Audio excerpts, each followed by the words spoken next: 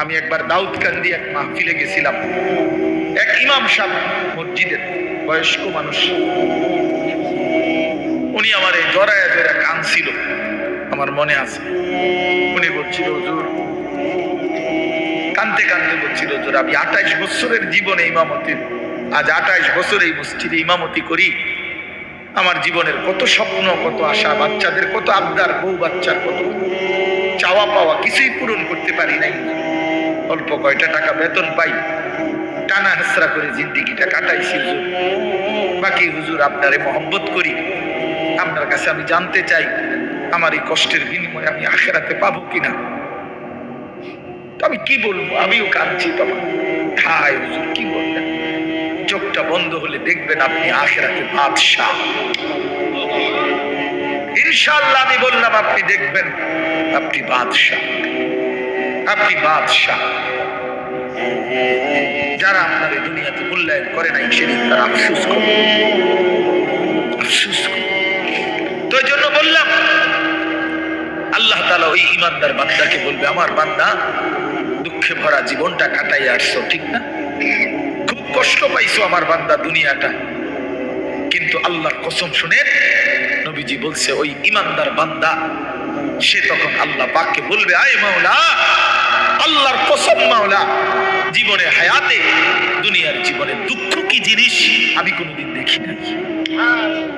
প্রিয় বন্ধু, 10 সেকেন্ডের জান্নাতের আরাম বাতাস তার 70 বছরের দুঃখ ভুলে গেছে।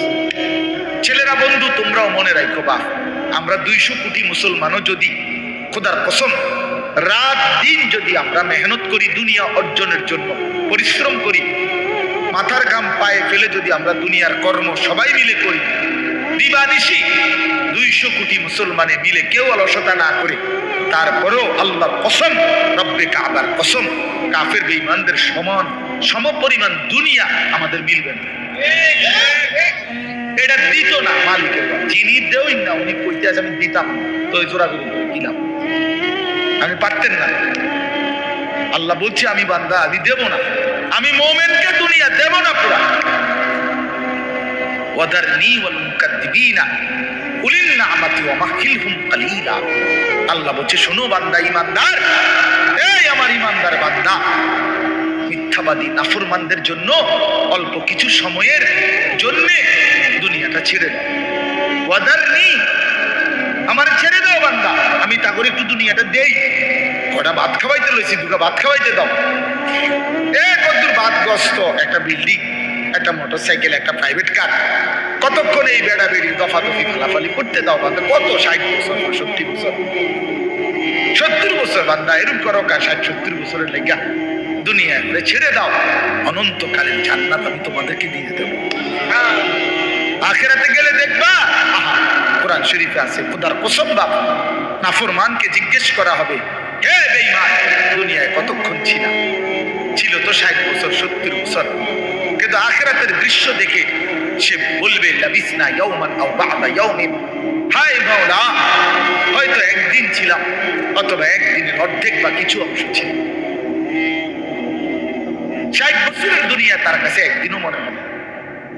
হাদিসের মধ্যে আছে, বিশ্বাস করেন বাপ, আমি নিজে পড়ছি, পড়াইছি, আল্লাহ নবী সাল্লাল্লাহু আলাইহি সাল্লাম বলছেন, কোন নাফরমান যে মৃত্যু পর্যন্ত দুনিয়াতে কোনোদিন 1 মিনিটের জন্য দুঃখ দেখে নাই, সুখের সাগরে ছিল, কোনোদিন দুঃখ পায় নাই, এমন অথচ নাফরমান পাপী, আল্লাহ তাআলা ফেরেশতাকে বলবে, আমার এই নাফরমান বান্দাকে জাহান্নামের বাহিরটা একটু হাঁটাইয়া আর জাহান্নামের একটা দরজার সামনে একটু দাঁড় করাইও, 1 মিনিট পর্যন্ত খাড় করাইবা, ভিতরে না, দরজার সামনের থেকে নিয়ে আসবা।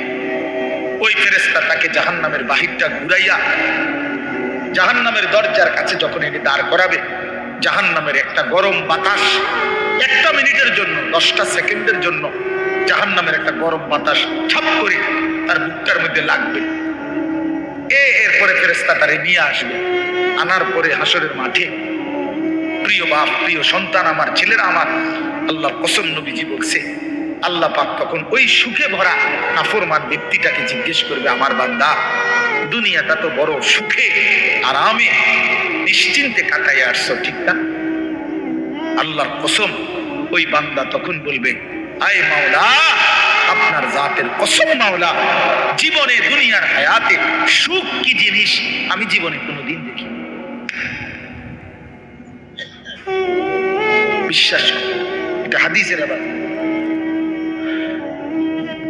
আমি ব্যক্তিগতভাবে খামখেয়ালি কথা কম বলি, এটা হাদিস।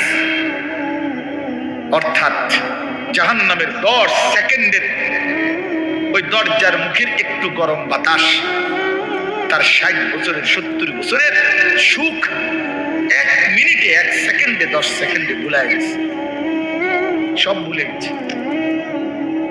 আল্লাহ তাআলা ফেরেশতাকে আবার বলবে, একজন ইমানদার বান্দাকে দিয়ে, যে বান্দা জীবনে কোনোদিন মৃত্যু পর্যন্ত সুখ পায় নাই, দুনিয়া কষ্টে কষ্টে জীবন কাটাইছে, কিন্তু আল্লাহকে ছাড়ে নাই, আল্লাহর বন্দিগি ছাড়ে নাই, অভাবের সংসারে, দুঃখ কষ্ট যন্ত্রণার সংসারে নামাজ ত্যাগ করে নাই, আল্লাহকে নারাজ করে নাই, আল্লাহ পাক বলবে, ফেরেশতা আমার এই ইমানদার বান্দাকে জান্নাতের চারদিকে একটু হাঁটাইয়া আনো, আর লাস্টে একটু দরজার মুখে দাঁড় করাইয়া আনবা। এই বান্দাকে সারা জান্নাতের চারদিকে ঘুরাইয়া দরজার সামনে যখন আনবে, তো 10 সেকেন্ডে জান্নাতের একটা আরামদায়ক বাতাস তার বুকে এসে লাগবে। এরপরে তাকে আল্লাহর সামনে আনা হবে। মহান আল্লাহ পাক রব্বুল আলামিন সেই বান্দাকে বলবে, আমার বান্দা, দুনিয়ার জীবনটা আমার মুমিন বান্দা বড় কষ্ট করে আসছো বান্দা, কত সুদের টাকা, ঘুষের টাকা, কত হারাম টাকার সুযোগ ছিল, কামাই করো নাই, চারপাশের ঘরে সব মানুষ টেলিভিশন দেখছে না।